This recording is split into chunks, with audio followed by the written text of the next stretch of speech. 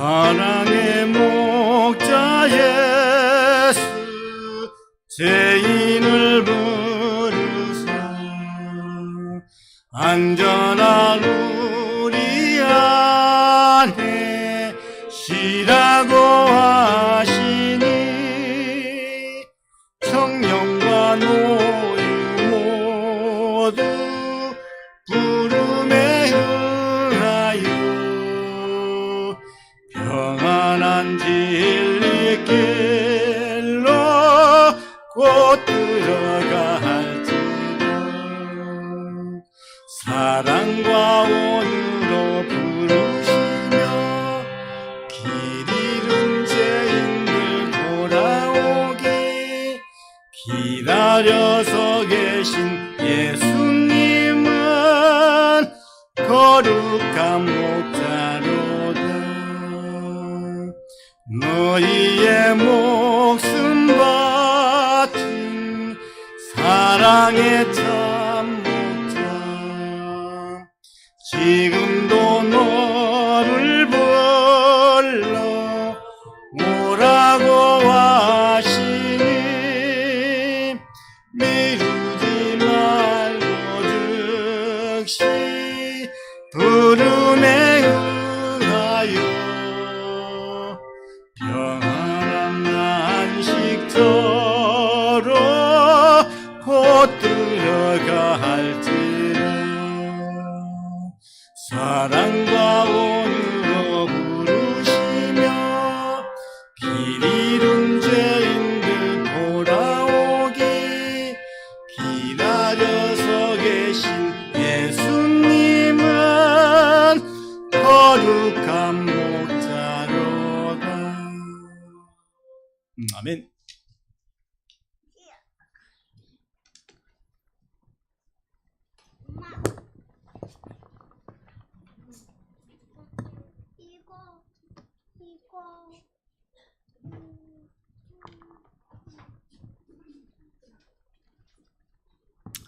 안녕하세요. 한 주간 평안하셨습니까? 하나님께서 우리 성도님들 각 개인마다 또 각 가정마다 크신 축복으로 인도하셨으리라 믿습니다. 오늘 이 시간에 하나님의 말씀을 통해서 우리가 더 하나님께 한 발자국 더 가까이 가는 우리 모두가 되기를 간절히 기도합니다. 오늘은 몇 번째 아들인지 아십니까? 8번째. 우리 염은수 집사님이 딱 말씀해 주시네요. 8번째 아들입니다.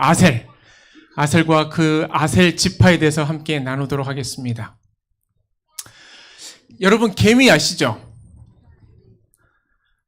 개미는 작지만, 정말 작죠? 작지만 매우 신기한 곤충입니다. 우리 안나가 개미를 좋아할 것 같아요. 개미는 겨울이 오기 전에 뭘 하는지 아십니까? 양식을 딱 모아둡니다. 네. 그리고 잠을 잘 때 어떻게 자는지 아십니까? 우리 유빈이 이렇게 와 있는데, 유빈아 좀 안으로 앉아서 말씀 들어주세요. 네.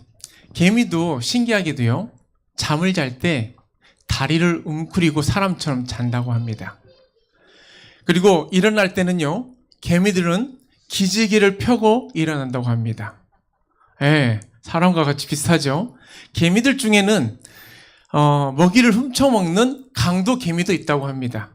착한 개미도 있는 반면에 강도 개미도 있어요. 또 개미들 중에는 이렇게 씨앗을 뿌리고 또 싹을 틔워서 농부처럼 살아가는 그런 개미들도 있다고 해요. 게다가 버섯 농사를 이렇게 지어서 버섯을 먹고 살아가는 이 가위 개미도 있다고 합니다. 우리가 흔히들 이파리를 짝짝짝 입으로 잘라가지고 물고 가는 개미들 사진으로나 영상으로 보셨을 거예요. 네, 그 개미들이 바로 가위 개미인데 버섯 농사를 짓는 개미예요. 그 중에서도 가장 흥미로운 사실은요, 이 개미들이 음식을 먹으면 우리는 위가 몇 개 있죠? 한 개가 있죠. 개미는 몇 개가 있을 것 같습니까? 2개가 있다고 합니다. 음식을 먹으면 자신을 위한 위가 있고 이 위에 위가 하나가 있고 다른 위는 사회적 위가 하나 더 있답니다. 즉 다른 사람을 위한 위가 하나 더 있대요. 아니요, 다른 개미 말고 개미 한 마리에 위가 2개씩 붙어 있어요. 근데 하나는 자신이 먹이를 먹으면 자신이 소화시키는 위가 있는 거고 또 다른 위가 있는데 그 위는 다른 개미가 다가와서 이 턱 밑을 이렇게 더듬이로 건드리면 거기서 위가 그 사회적 위라고 그러죠. 그 위에서 음식물이 나와서 토해내면 그 위를 이렇게 준다고 합니다.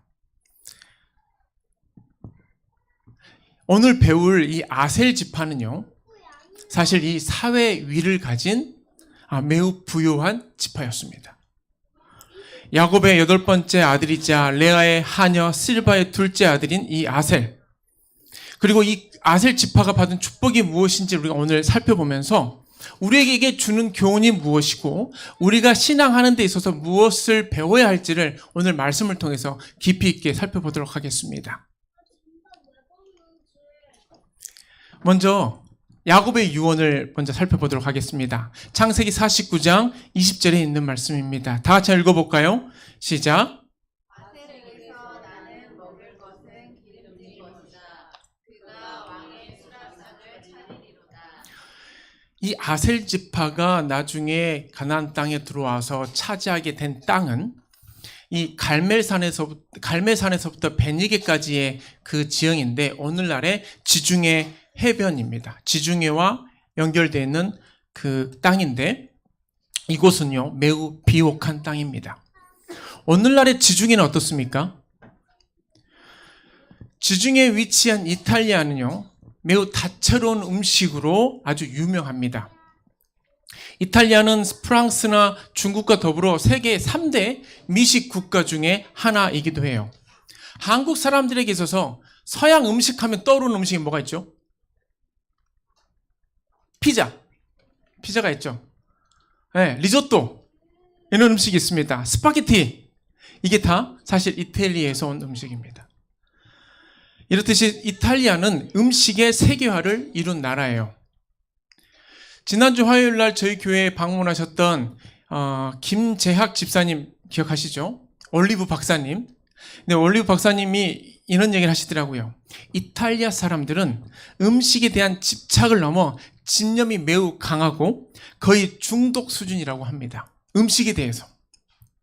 그래서 세계적으로 유명한 식재료들, 예를 들어 이 올리브유, 그리고 바질, 사프란 등 이탈리아가 정말 최고의 품질을 자랑한다고 그래요.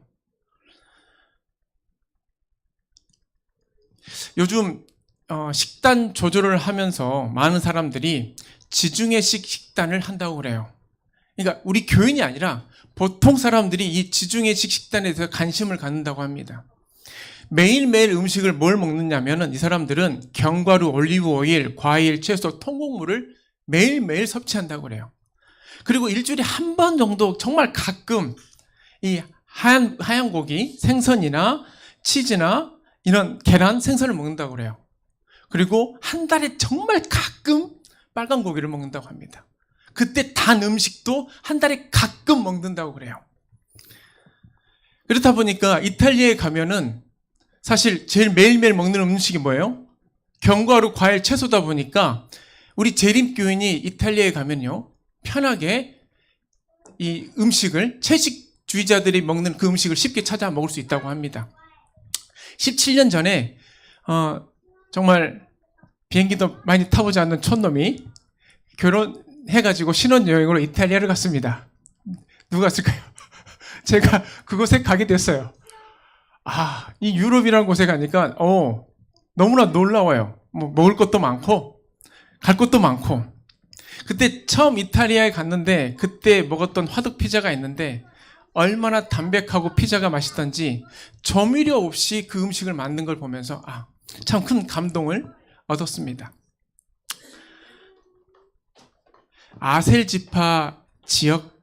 지파가 유업으로 받은 땅은 이처럼 비옥하고 땅이 기름지고 언제나 소산물이 이렇게 풍부한 곳이었습니다. 밀과 감람나무가 풍부하여서 솔로몬 왕이 바로 여기서 생산되는 그 곡식들을 가지고 두루 왕 히람에게 그 양식을 공급한 적이 있다고 성경은 또 그렇게 기록하고 있어요. 아셀은 이처럼 재물이 부유하여 그의 재정으로 하나님의 사업을 발전시키고 또 도움이 필요한 자들에게 손을 내미는 넉넉한 성도들을 대표합니다. 영감의 글은 이렇게 말씀하고 있습니다. 주님께서는 당신이 요구하는 재물이 당신의 섭리가 알려주고 당신의 사업의 설립이 그것을 요구할 때 당신께로 돌아올 것을 믿고 사람들에게 당신 자신의 재물을 빌려주셨다. 주님께서는 지성을 주셨다. 그분께서는 세속적인 이득을 얻을 수 있는 건강과 재능을 주셨다. 우리에게 그런 건강과 재능을 주셨는데 세속적인 이득을 얻어가지고 그 이득으로 어떻게 하라고요? 사실은 이것을 나누어 줄 수 있도록 하나님의 사업에 잘 쓰일 수 있도록 하나님께서 우리에게 뭐 하셨다? 빌려주신 거라는 거예요. 우리가 가진 재능과 재산은 다 하나님께로부터 우리가 빌려받은 것이니 다시 우리가 나누어 줘야 된다는 말씀이에요. 사랑하는 우리 성도님들이시여, 여러분에게 비옥한 농지나 사업을 확장할 수 있는 그런 수완이 어떻게 있으십니까? 농사를 잘 짓는 분들에게는 나름의 노하우가 있으실 겁니다. 어떻게 하면 좋은 수확이 있을 거야 라고 장담하실 수도 있어요. 그러나 그 결과는 어때요? 그 결실의 그 크고 작음은 판단하기가 어려워요, 사실. 그러나 제일 중요한 것은 하나님은 당신의 사업에 있어서 제 세상 재물이 요구될 때 그것이 하나님께로 돌아올 것을 믿고 그분의 재물을 여러분에게 허락하셨다는 것을 여러분 기억하셔야 될 것입니다. 아셀 지파의 이 부요함은 자신들만 먹고 마시는 그런 목적이 있는 것이 아니었습니다. 사실 재물의 넉넉함은 하나님 나라가 번창하고 가난한 영혼들로 하여금 하나님을 바라볼 수 있도록 하기 위하여 우리에게 맡겨진 것이라는 겁니다. 우리에게 주어진 것들, 이 모든 것이 나를 위함이 아니라는 거죠. 잠언 11장 24절에는 이러한 말씀이 있습니다. 다 같이 한번 읽어보도록 하겠습니다. 녹색 바탕에 있는 거 제일 위에 있고요. 시작.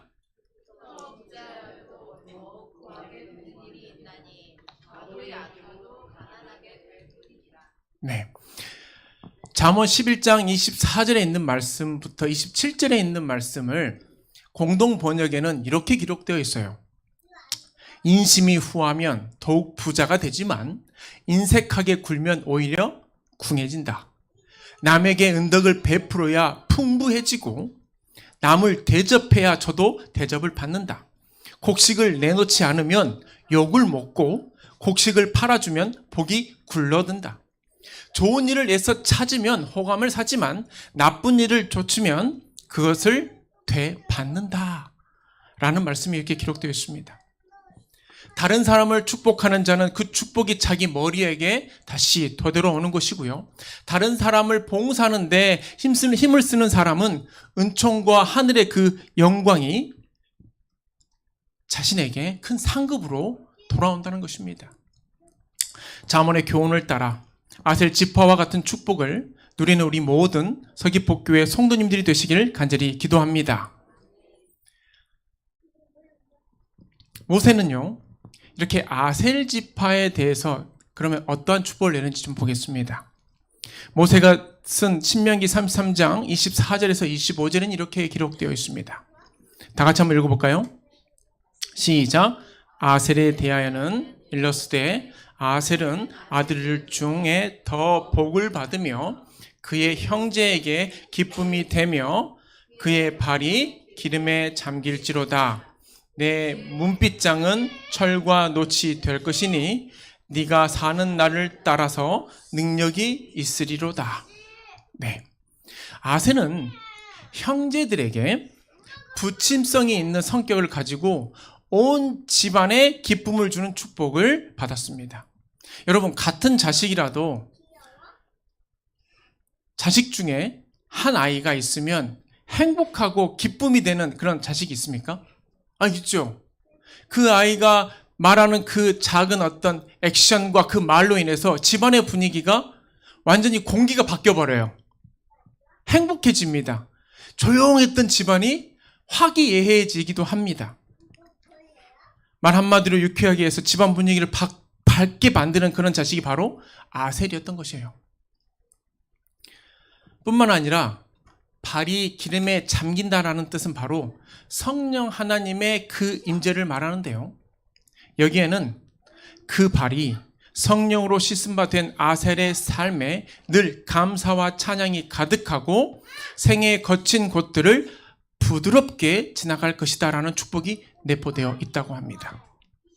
얼마나 큰 축복을 받은 지파입니까?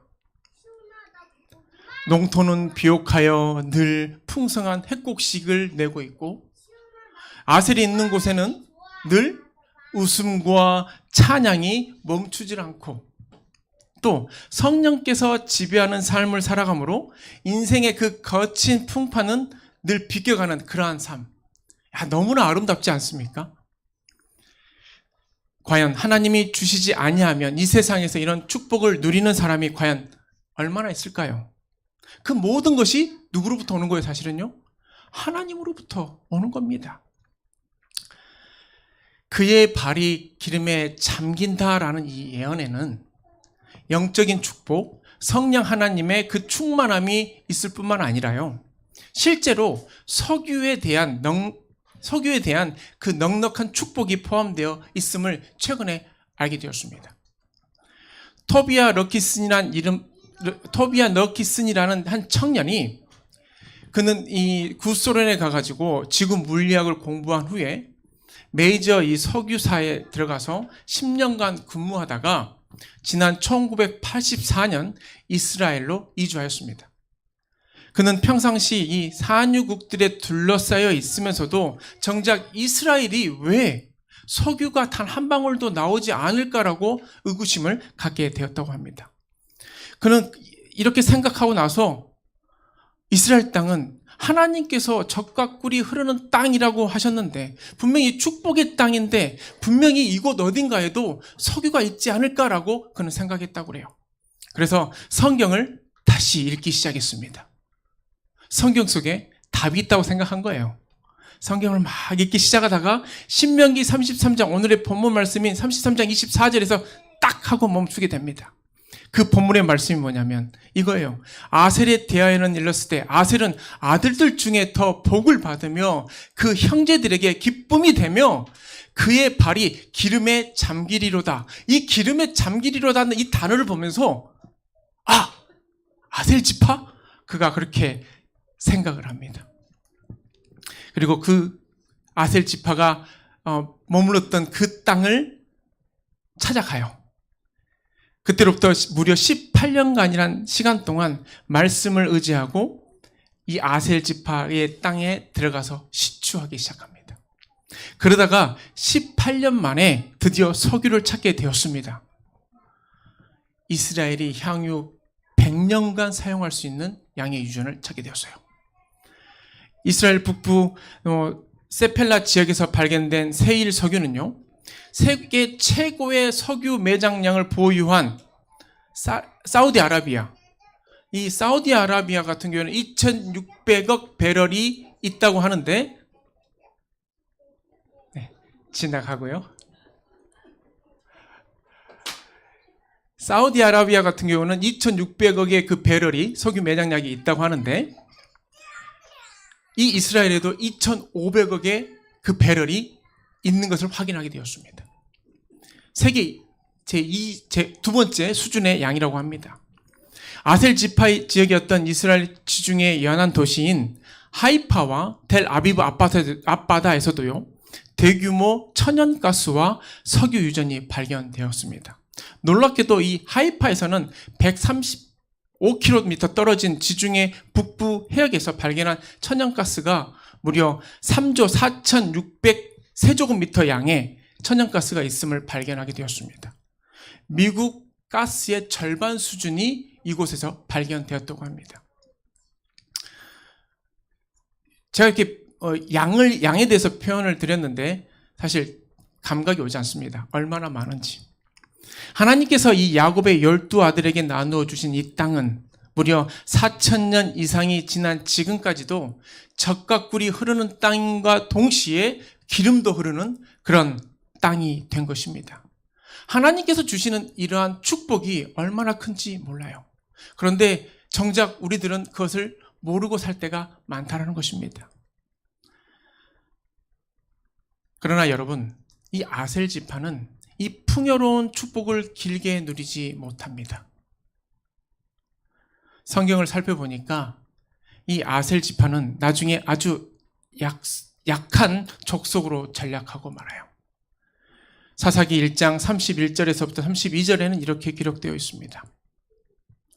아셀이 악고 주민과 시돈 주민과 알랍과 악십과 헬바와 아빅과 르홉 주민을 쫓아내지 못하고 아셀 족속이 그 땅의 주민 가나안 족속 가운데 거주하였으니 이는 그들을 쫓아내지 못함이었더라.